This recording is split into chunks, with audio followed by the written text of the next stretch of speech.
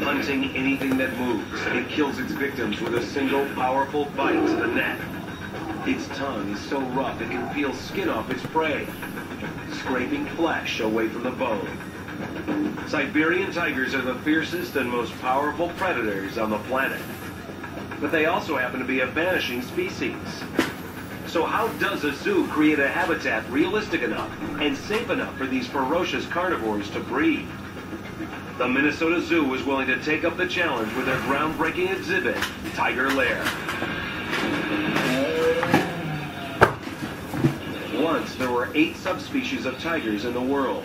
Now, only 5, including Siberian tigers, have survived. Today, there are only about 400 Siberian tigers, also known as hammer tigers, left in the wild. These remarkable animals can reach 9 feet in length and weigh in at up to an imposing 550-plus pounds. They get their name from their natural stomping grounds in the South Russian Far East. In order to bring them back from the brink of extinction, the zoo had to get them to breed. To do so, they needed to accurately recreate their Siberian homeland.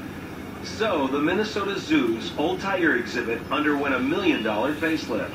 The result? An award-winning habitat designed to provide the most realistic environment possible for the 5 tigers that call Minnesota Zoo home.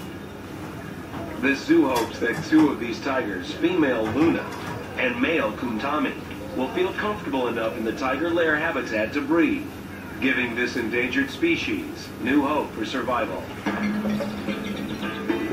We're really proud to be able to not just show tigers in this beautiful environment, but talk about what Minnesota Zoo and others are doing to try to save them. It's not enough to just have animals in zoos and to breed them in zoos, but we need to be concerned with saving their natural habitat in nature.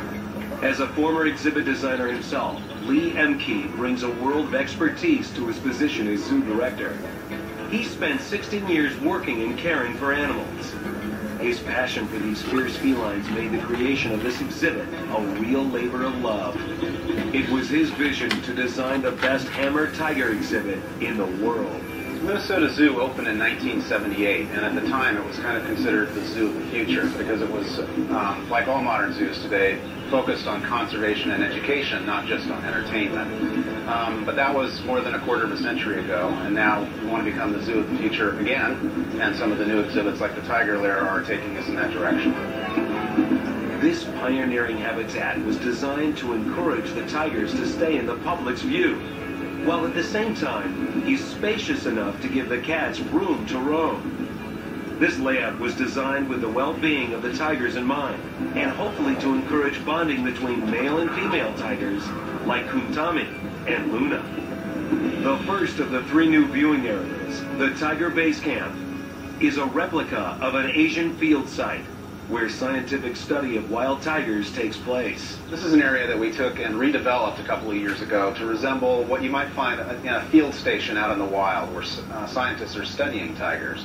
And tigers are notoriously hard to actually see on the ground, so sometimes getting up high helps us. And in this area, you're in a bowl surrounded by hills and forest, and this great aerial vantage point really gives you a chance to spot the tigers even in this big environment. It's also a place where we can talk about what it is field scientists do when they're in nature, how they search for tigers, because it's not as easy as just going out and looking for them. They're very secretive. Even here in this exhibit, it's sometimes hard to see them.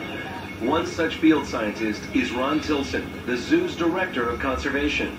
Believe it or not, we are in the same latitude as where tigers live in Russia. If you went to where tigers live in Russia, it would look exactly like this exhibit. I have taken photographs in this exhibit and shown them to Russian colleagues, and they think they're real wild tigers, and they want to know how I got so close.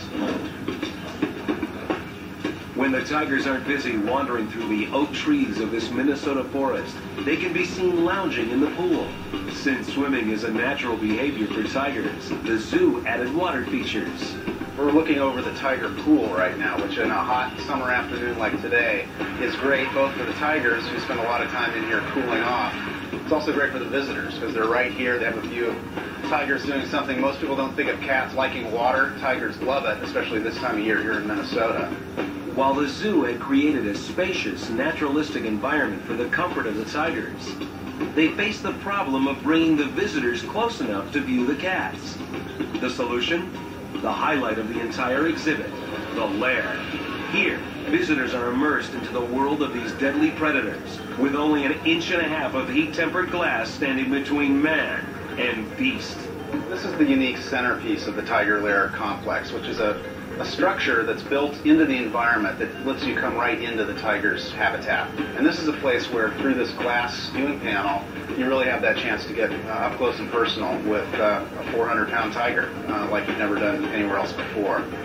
These 10-foot-high windows draw you into the tiger's world, while one special high-tech feature brings you whiskered close to these giant carnivores. Well, it's the middle of summer right now, but in the wintertime, this concrete floor, which extends out through the glass into the tiger habitat, has heating cables embedded in it. It creates a warm basking spot that attracts the animals to be up here and bask. Even in the coldest winter days, there's a warm spot for them. During the summer, we run cool water to the same pipes, which again creates an opportunity for the animals to want to be right up close and personal with the visitor. Ultimately, the zoo also wants the tigers to get up close and personal with each other. The true success of the tiger's lair hinges on the lone female, Luna, mating with one of the 4 male Siberian tigers. And after 3 months, Kuntame appears to be the most likely candidate. But at this point, they still haven't mated.